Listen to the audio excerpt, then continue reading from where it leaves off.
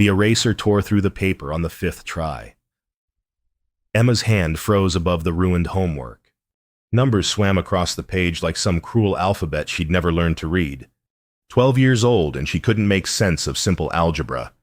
The kitchen lamp cast warm light over the small table, but it couldn't illuminate what her mind refused to understand. Mia, take a breath. Rafael stood behind her chair, still wearing his work boots. Dust from the construction site clung to his jeans. His hands, calloused from hammering and lifting, hovered near her shoulders but didn't touch. He'd learned that sometimes his daughter needed space more than comfort. I can't do this. Papa. Emma's voice cracked. The numbers don't make sense. He pulled out the chair beside her and sat down heavily. The wood creaked under his weight. Rafael had built houses, fixed engines, worked 18-hour days to keep them fed and sheltered. But he couldn't make algebra make sense. Show me the problem again. Emma pointed to the equation with a trembling finger. Rafael squinted at it, trying to remember his own truncated education. He'd made it to 9th grade before his father died. The factory had needed workers. School became a luxury he couldn't afford. Okay, so if x equals... He trailed off, realizing he was guessing. Maybe you move this number over here. That's what I tried. It didn't work. They sat in silence. The refrigerator hummed. Outside, autumn wind rattled the apartment windows. Emma leaned against his shoulder, and Rafael felt the weight of every dream he'd ever had for her pressing down on his chest. I'm sorry I'm not smart enough, Emma whispered. The words hit him like a hammer. Rafael wrapped his arm around her and pulled her close. Don't you ever say that. You're brilliant. Mija, the smartest person I know. Then why can't I do this? Because math is hard. And because... He stopped himself from saying what he really thought. Because I failed you. Because I should have finished school so I could help you now. Because you deserve better than a father who works with his hands instead of his head. We'll figure it out, he said instead. We always do. But as Emma gathered her torn homework and trudged to her bedroom, Rafael stayed at the kitchen table. The single lamp illuminated nothing but his own inadequacy. He looked at the photograph on the wall, his father in cap and gown, smiling at a future that never came. Rafael had made a promise the day Emma was born. She would finish school. She would have the education he'd lost. She would have choices. He just didn't know how to keep that promise when he couldn't afford a tutor and couldn't teach her himself. That night, Rafael lay awake listening to Emma cry softly in the next room. The numbers were winning, and he had no weapon to fight them with. The fluorescent lights in the school hallway buzzed like dying insects. Rafael cleaned up as best he could after work. But he still felt out of place among the other parents. They wore office clothes and carried leather briefcases. He wore his cleanest jeans and carried the weight of a 12-hour shift. Mrs. Patterson's classroom smelled like chalk and old books. She was kind, which somehow made it worse. Emma's a wonderful student, she began, and Rafael felt the butt coming like a storm. But she's struggling significantly with mathematics. She needs additional support. Rafael nodded, kept his face neutral, waited. Have you considered a tutor? There are several excellent services in town. His jaw tightened. How much do they cost? Mrs. Patterson named a figure that might as well have been $1 million. Rafael worked construction 6 days a week. Every penny went to rent, food, keeping Emma in decent clothes. There was nothing left over for extras. I can't afford that right now. The admission tasted like failure. Mrs. Patterson's expression shifted to sympathy, which was worse than judgment. She started talking about payment plans and sliding scales, but Rafael barely heard her. He thanked her and escaped into the hallway. The vending machines hummed near the exit. Rafael stood there, staring at nothing, wondering how you tell your daughter that her future costs more than you can pay. Excuse me? He turned. A young woman stood a few feet away, Asian features, wearing a university sweatshirt and carrying a stack of notebooks. She couldn't have been more than 21. I'm Amanda Chen, I'm observing for my teaching program. She paused, choosing her words carefully. I couldn't help but overhear your conversation with Mrs. Patterson. Rafael's defenses went up immediately. I don't need charity. I'm not offering charity. Amanda stepped closer, voice gentle but firm. I need teaching experience hours for my degree. Real practice with real students. Would your daughter consider helping me? I could use the experience. You want to tutor her for free. I want to practice teaching someone who actually needs help instead of role-playing with my classmates. It's mutually beneficial. She pulled out a card, wrote her number on the back. Think about it. No pressure. Rafael took the card, suspicious but desperate. Why would you do this? Amanda's smile was sad and knowing. Because someone did it for me once. And because I remember what it feels like to need help, you can't afford. She walked away before he could respond. Rafael stood in the empty hallway, card in his hand, pride warring with hope. In the parking lot, he crumpled the paper, then smoothed it out again, then put it in his pocket. The drive home took 15 minutes. The decision took longer. Emma found the card on the kitchen table 3 days later. She held it up like treasure. Amanda Chen, education major. Papa. Who's this? Rafael was making breakfast, eggs, and toast. Their weekday routine. He didn't turn around from the stove. Someone who might be able to help with your math. A tutor. Emma's voice filled with hope and fear in equal measure. Can we afford it? She needs practice teaching. Says it would help her degree. Emma came to stand beside him, still holding the card. Can we try, please? The word please broke something in Rafael's chest. He'd spent 3 days wrestling with his pride.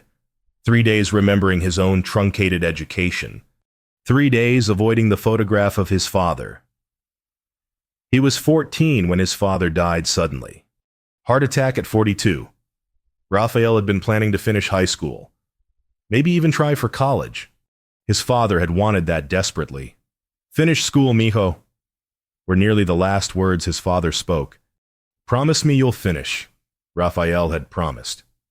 But the factory needed workers. His mother needed his paycheck. School became a luxury for other people's children. He'd made a different promise the day Emma was born, bloody and screaming and perfect in his arms. She would have what he'd lost. She would finish. She would have choices beyond which shift paid better. Papa Rafael looked at his daughter's hopeful face and knew he'd already lost this battle. Pride was expensive. His daughter's future was priceless.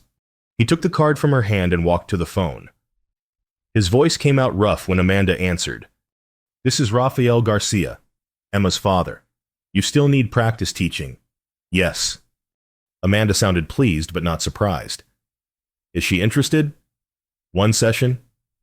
Rafael gripped the phone tight. We'll see how it goes. Saturday morning, 10 o'clock at the public library. We'll be there. Rafael hung up and turned to find Emma bouncing on her toes, eyes shining. She threw her arms around his waist, and he held her tight, breathing in the strawberry scent of her shampoo. Thank you, Papa. Thank you. Thank you. After breakfast, Emma circled the Saturday date on their wall calendar in red marker, then drew a small star beside it. Rafael watched her excitement and thought about his father's photograph, the cap and gown, the smile frozen in time. 2 generations of broken promises. Maybe this was how he finally kept both. Emma went to her room to practice her homework, suddenly motivated. Rafael stayed at the table, looking at that small red star on the calendar. This had to work. It had to, because he had nothing else to offer. The public library smelled like old paper and possibility. Rafael had never been much for libraries. Working men didn't have time for reading. But watching Emma walk through the automatic doors, backpack bouncing against her shoulders, he understood why people called these places sanctuaries. Amanda was already there, sitting at a corner table with textbooks spread out. She waved when she saw them. Emma grabbed Rafael's hand, suddenly shy. You got this. Mija, he whispered. Go on. Emma walked over slowly. Rafael took a seat 3 tables away, close enough to watch but far enough to give them space. He opened a newspaper he'd grabbed from the rack but barely saw the words. Hi, Emma. Thanks for coming. Amanda's voice carried in the quiet space. Did you bring your homework? Emma nodded, pulling out her math book with the same enthusiasm most kids reserved for dentist appointments. Amanda laughed, and the sound was bright and easy. I know that look. I used to hate math too. You did. Terrible at it. Failed algebra twice. Amanda opened a notebook. But I learned something important. Math isn't about being smart. It's about finding the right way to understand it. Everyone's brain works differently. Rafael watched his daughter's shoulders relax slightly. Amanda didn't lecture or condescend. She asked questions instead. Okay, let's start simple. If you're splitting a pizza with 3 friends, how many pieces does each person get? 4. Emma sounded uncertain. Right. So 4 people. 1 pizza. 4 slices each. That's division. Now what if the pizza has 12 slices total? How many does each person get? Emma's brow furrowed, then cleared.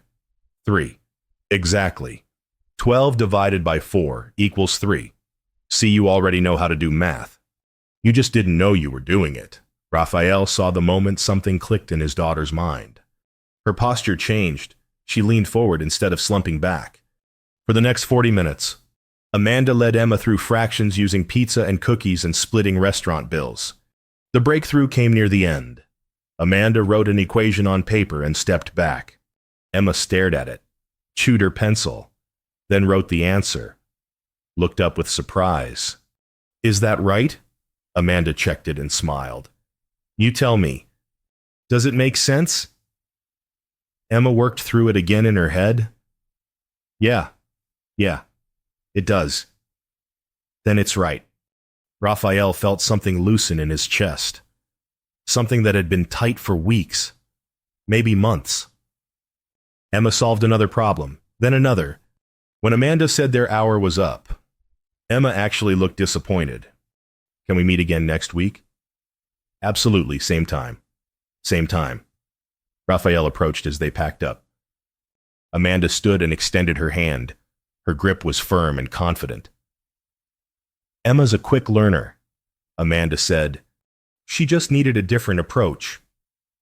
What do I owe you? I told you. I know what you said. Rafael pulled out his wallet. But my daughter's not charity. Let me buy you both a coffee at least. The cafe here's decent. Amanda studied his face, then nodded. Coffee would be nice. At the small library cafe, Rafael bought 2 coffees and a hot chocolate for Emma. It was a small gesture, but it mattered. He was contributing. He wasn't just taking.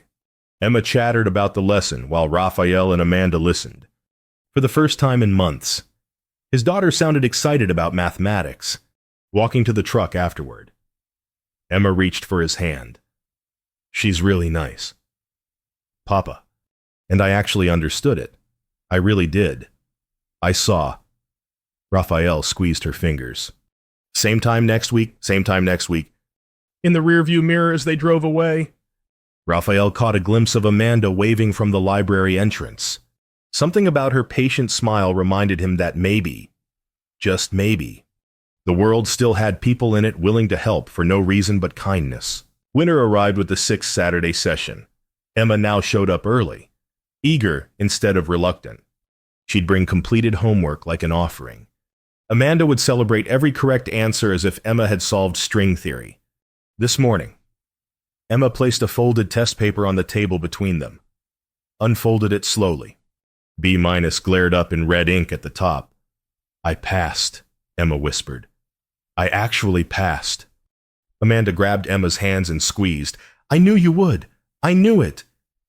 Rafael, at his usual table with his usual newspaper, felt his eyes burn. First passing math grade in months, maybe longer. He blinked hard and pretended to read about city council meetings. But then Amanda's voice changed, grew quieter. Can I tell you something? I'm struggling with organic chemistry right now. Stayed up until 3 this morning trying to understand molecular bonds. Emma's eyes widened. But you're so smart. Smart means asking for help when you need it. Amanda tapped the test paper. You did that. You admitted you needed help and you accepted it. That takes more courage than just knowing things. Do you have someone helping you? Study group. And my roommate who's basically a chemistry genius. Amanda laughed. We all need help sometimes. That's not weakness. That's being human. Rafael watched the two of them talk. No longer just teacher and student, but two people figuring out hard things together. The walls had come down somewhere in these 6 weeks. They'd become friends. When the session ended, Rafael found himself walking toward them instead of waiting by the door. You two hungry? There's a diner next door. Amanda looked surprised. Emma looked delighted. They ended up in a booth at Rosie's, with a pot of coffee and a slice of apple pie the size of a textbook. This pie is dangerous, Amanda said, forking up a massive bite. I'm supposed to be studying, not entering a sugar coma. Take a break, Rafael said. You've been helping us for 6 weeks. Least we can do is feed you. Emma nodded enthusiastically, mouth too full of pie to speak. Amanda laughed and relaxed, and Rafael realized this was the first time he'd seen her outside the formal structure of tutoring. She was barely older than some of the apprentices on his crew, young and earnest and carrying her own burdens. Can I ask you something? Amanda set down her fork. Why do you want to be a teacher, really? Rafael hadn't meant to ask. But the question came out anyway. Rough and honest. Amanda was quiet for a moment, turned her coffee cup in slow circles. I thought it was because I'm good at math. Logical choice. Write good at something. Teach it to others. She looked at Emma, then at Rafael. But teaching Emma, I realized something. It's not about the math at all. It's about the moment when someone stops being afraid and starts believing they can. That moment when everything clicks and they look up with surprise. Like Emma did today with that test. That's why I want to teach. Rafael understood. He saw his daughter becoming that person, less afraid, more confident. The transformation wasn't just in her grades. It was in how she carried herself. Someone did that for you, he asked. My calculus professor in freshman year. I was failing badly, ready to drop out of my major entirely. Amanda smiled at the memory. Professor Martinez kept me after class one day, told me I was thinking too hard, trying to force my brain to work like everyone else's. Showed me a different approach. I passed that class with a B and realized I actually loved mathematics. I just needed someone to believe in me first. Now you're doing that for Emma. Now I'm paying it forward. They finished the pie in comfortable silence. Emma asked Amanda about college, about living in dorms, about whether the classes were really hard. Amanda answered honestly, not sugarcoating the challenges but not making them sound impossible either. Walking back to the truck, Emma walked between Rafael and Amanda, chattering about the next lesson. Rafael caught Amanda's eye over his daughter's head. A moment of understanding passed between them. They weren't just tutor and student anymore. They were a team, 3 people working toward the same goal. And for the first time since Emma's math struggles began, Rafael felt like maybe that goal was actually possible. The semester final loomed like a storm on the horizon. Emma studied every night for 2 weeks. Amanda added extra sessions on Wednesday evenings. Rafael quizzed his daughter from flashcards during dinner, stumbling over the terminology but trying his best. You've got this, mija, he said the morning of the test. Remember what Amanda taught you? Emma nodded, but her hands shook as she gathered her backpack. Rafael drove her to school and watched her walk through the doors, shoulders hunched against more than just the winter cold. The waiting was torture.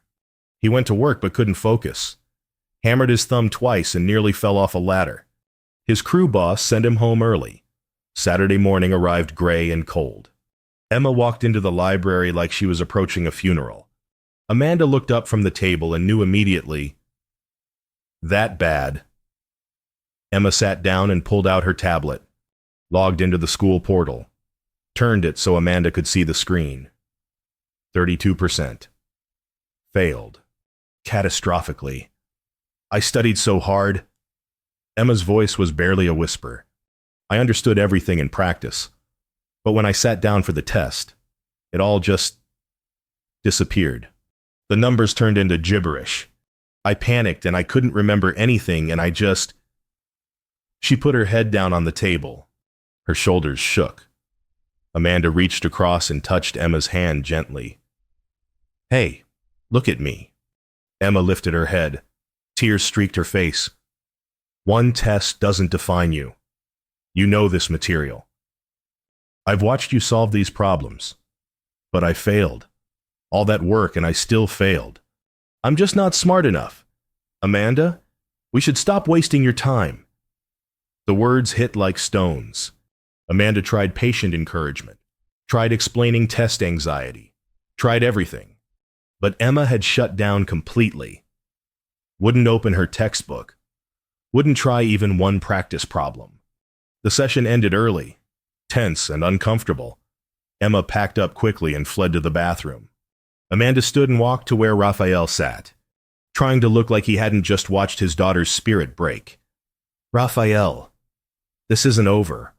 Test anxiety is real and it's treatable. Emma knows this material. But Rafael's face was heavy with something that looked like resignation. Thank you for trying. For everything. You've been real kind to us. The words sounded like goodbye. Amanda opened her mouth to protest, but Emma returned, red-eyed and silent. They left without scheduling next week's session. Rafael drove home through the gray afternoon. Emma stared out the window without speaking. At home. She went straight to her room and closed the door. That night. Rafael stood in the kitchen staring at his father's photograph. Cap and gown, that bright smile, that future that never came. I tried. Papa, he whispered to the empty room. I tried so hard. Emma's math homework sat untouched on the table. The weekly sessions had become routine, had become hope. Now that hope felt as broken as his daughter's confidence. Rafael thought about calling Amanda and canceling future sessions officially. Thought about accepting that some things weren't meant to be. His own education had ended early. Maybe Emma's math journey was supposed to end here too.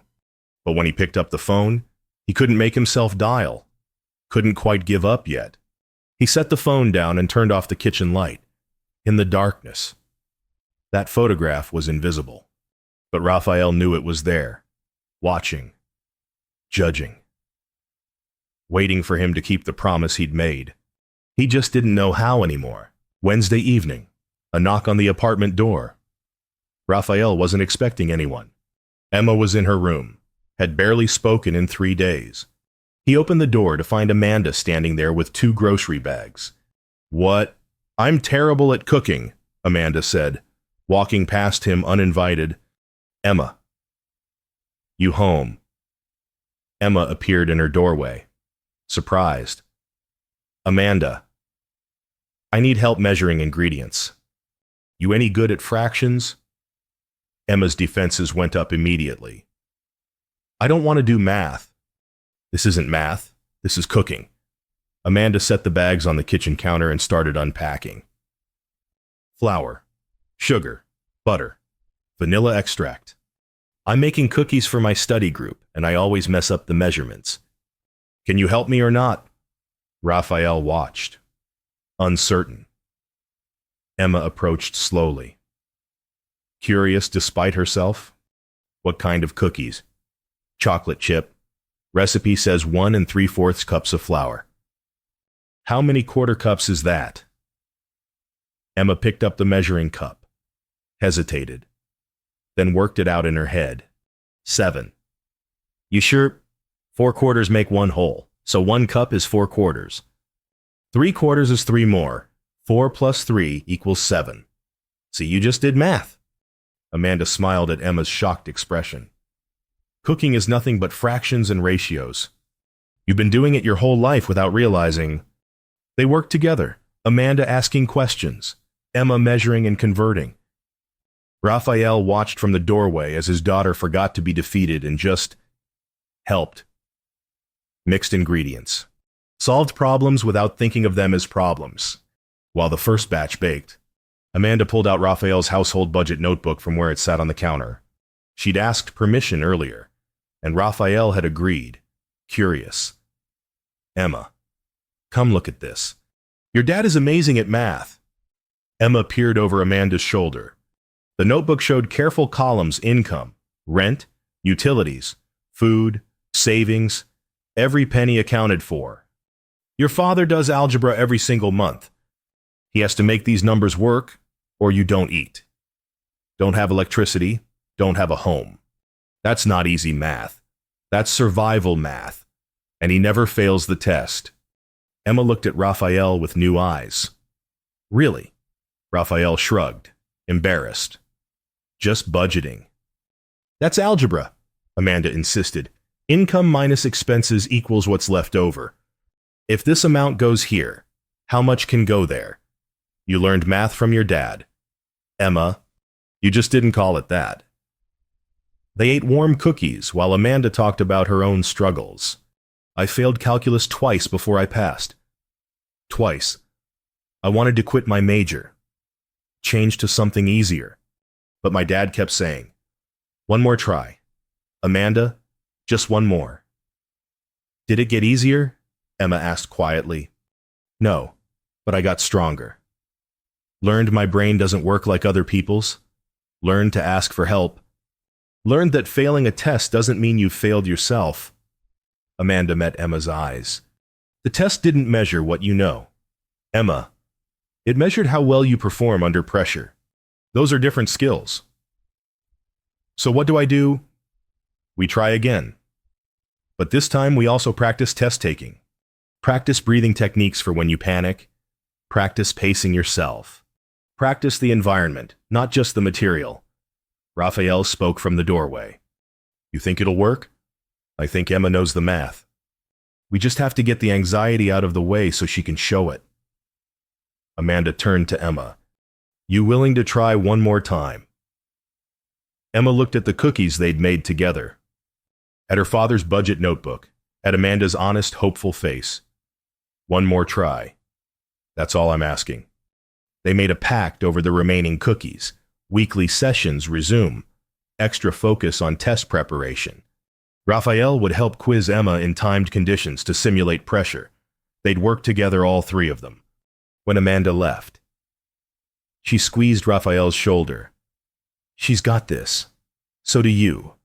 Rafael stood at the window and watched Amanda's car pull away. Behind him, Emma was cleaning up the kitchen, humming softly. The dark night was passing. Dawn was coming. He looked at his father's photograph and thought, maybe, just maybe. The promise wasn't broken yet. Spring semester arrived with new strategies. Amanda taught Emma to breathe through panic. Count to 4 breathing in, hold for 4, out for 4. Taught her to pace herself. Skip hard problems and return later. Taught her that showing partial work was better than leaving answers blank. But the real breakthrough came when Amanda changed how they practiced. Instead of textbook problems, they used real life. Rafael brought home measuring tape and lumber scraps. Emma calculated board feet, figured angles, converted metric to imperial. They cooked together, Emma doubling recipes, halving ingredients, calculating cooking times. They shopped together, Emma computing unit prices, figuring discounts, staying within budget. Math stopped being abstract symbols on paper. It became tools for living. The Saturday sessions became less about homework and more about confidence. Amanda shared her own graduate school acceptance letter, explained how teaching Emma had clarified her purpose. You gave me this, Amanda said, tapping the letter. Watching you learn reminded me why I wanted to teach in the first place. The next big test arrived in late March. Emma was nervous but different this time. Not panicked, prepared. Rafael drove her to school and squeezed her hand. Remember, it's just a test. Doesn't measure who you are. I know, Papa. The waiting was still hard, but Rafael worked through it, trusting the preparation, trusting Amanda's coaching, trusting Emma. Saturday morning, Rafael and Emma arrived at the library early. Amanda was already there with coffee and encouragement. Emma pulled out her tablet with shaking hands, logged into the portal, held her breath, turned the screen toward Amanda. B+, 87%. Solid pass. For a moment, nobody moved. Then Emma made a sound between a laugh and a sob and threw her arms around Amanda, both of them crying, holding each other in the middle of the library while other patrons looked over with soft smiles. Rafael stayed at his table, but tears fell freely down his face. He didn't bother hiding them. Emma pulled back from Amanda, wiping her eyes. I did it. I actually did it. You did it, Amanda confirmed. Never doubted you for a second. Rafael walked over, and Emma jumped up to hug him. He held his daughter tight, breathing in strawberry shampoo and success and relief. Proud of you, mija. So proud. Amanda showed them her graduate school acceptance then. Full scholarship to the State University for Mathematics Education. 2 years to get her master's degree. Because of you, Amanda said to Emma. Teaching you helped me understand my purpose. You gave me that gift. Later that week, Mrs. Patterson called Rafael at work. Emma was helping other students during study hall now, teaching them the tricks Amanda had taught her, explaining fractions through pizza, showing them breathing techniques for test anxiety. The gift was already multiplying. Rafael took Emma out for ice cream to celebrate. They sat in the spring sunshine, and Emma talked about her plans. Maybe she'd be a teacher someday. Maybe she'd help other kids who struggled like she had. Amanda says the best teachers are the ones who remember what it felt like to not understand. Rafael thought about his own education, cut short by circumstance, about his father's dreams, interrupted by death, about promises kept and promises broken and promises redeemed. I think Amanda's right, he said quietly, and I think you'd make a wonderful teacher. Emma smiled and reached across the table for his hand. Thanks for not giving up, Papa. Even when I did, never, Rafael said. Not on you, not ever. The photograph changed positions over the years. Rafael's father in cap and gown moved from the kitchen to the living room to Emma's bedroom wall as she grew. Reminder and inspiration both. Promise kept finally. Slowly. One semester at a time. Emma graduated high school at 17, accepted to State University for Mathematics Education. She called Amanda first, before even telling Rafael. They met for coffee, 2 teachers now. Past and future. Celebration and continuation. But the story's true ending came 7 years after that first library session. Emma, now a junior in college, walked through the automatic doors of the same public library every Saturday morning at 10. The building smelled like old paper and possibility. She carried a backpack full of textbooks and teaching materials. At the corner table, a young girl sat hunched over homework. Sophia, age 11. 4th grade math. Behind her, at a respectful distance. Sophia's father, Jose, watched with worried eyes. He was a janitor, worked nights, wore exhaustion like a second skin. Emma had seen that look before, in her father's eyes, in the mirror. Hi, Sophia. Thanks for coming. Emma set down her backpack and smiled. Did you bring your homework? Sophia nodded reluctantly, pulling out papers covered in fractions.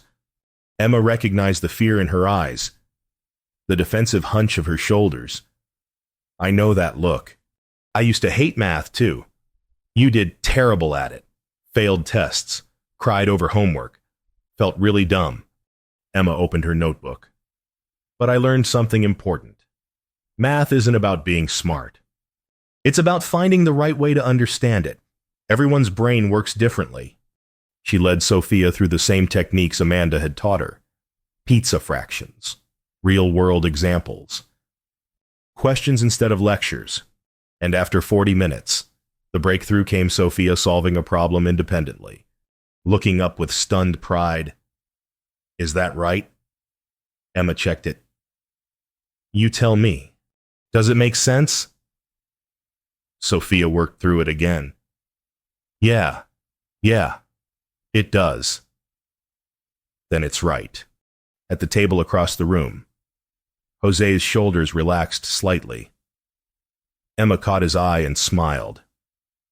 He nodded back, the gesture carrying weight: gratitude, hope, the desperate faith parents invest in their children's futures. Rafael arrived during the last 15 minutes of the session, brought coffee for Emma and Jose, sat with Sophia's father while their daughters worked. "She's good with kids," Jose said quietly. Watching Emma teach, "She had a good teacher," Rafael replied. "College student, volunteered her time, changed everything." "Your daughter volunteered too. Says she won't take payment." "The best gifts get passed on. Someone helped us when we needed it. Now Emma helps others. Maybe someday Sophia helps someone else. That's how it works." When the session ended, Sophia left with completed homework and a smile. Jose shook Emma's hand, voice rough with emotion. "Thank you. Can't tell you what this means." "Same time next week?" Emma asked. "Same time next week." After they left, Emma packed up her materials. Rafael helped, the ritual familiar and comfortable. Outside, spring sunshine turned the parking lot golden. "You did good in there, mija." "I just remembered what Amanda taught me, and what you taught me." "What did I teach you?" Emma stopped walking and turned to face him. "That asking for help isn't weakness. That struggling doesn't mean failing. That the best thing you can give someone is the belief they can succeed." She paused. "And that education is a gift best shared freely." Rafael pulled his daughter into a hug. She was 24 now, taller than him, brilliant and capable, but she was still his Emma. Still the girl who cried over algebra at that small kitchen table. "Your grandfather would be proud," he said. "Wherever he is, he's proud." "I hope so." They walked to their cars. Emma waved goodbye and drove toward campus. Rafael stood in the parking lot, watching her go, thinking about circles and cycles and promises kept. Inside the library, the lamp at the corner table still glowed warm and steady. Next Saturday, it would illuminate different homework, different struggles, different hope. But the light itself never changed. Knowledge illuminating darkness. One student at a time. One Saturday morning multiplying into thousands. Education was a gift best shared freely. And like all true gifts, it grew in the giving, crossing generations, spreading like light. One small lamp at a time, the circle was complete, and it was just beginning.